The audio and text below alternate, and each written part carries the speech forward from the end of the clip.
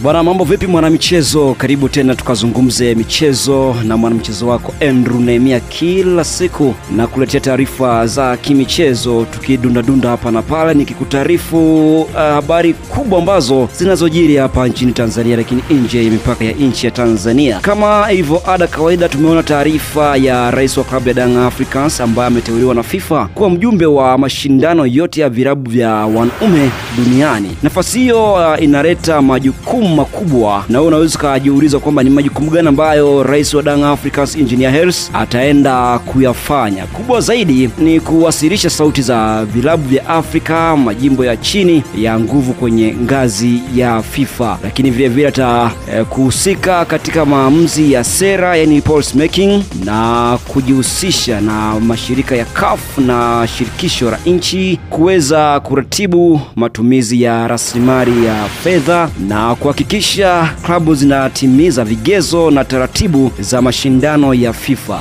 pasipo kusahau kusimamia maendeleo ya kiufundi na miundombinu, kushiriki katika mikutano ya FIFA, washa na mafunzo, kutoa usimamizi bora wa klabu tangu ndani, lakini vile vile kusimamia kazi za klabu na ushiriki wa haki katika mashindano, kuwa muunganishi au kiunganishi kati ya vilabu tofauti ndani ya nchi. Hizo ndizo kazi ambazo rais wa Young Africans atakuwa akizifanya mara baada ya kuteuliwa katika nafasi hiyo, na hii ni nafasi kubwa ambayo sasa inaonyesha uwezo wake na inaonyesha kwamba mataifa yanafahamu anavyofanya kazi. Bwana, hizi ni dondoo za kimichezo na kuletea hapa kila siku uweze kabisa kufahamu yanayojiri, majukumu ambayo ataenda kuyafanya rais wa Young Africans mara kuteuliwa kuwa katika nafasi hiyo. Tanzania tunajivunia sana kupata mtu kama huyu ambaye anatuwakilisha kimataifa.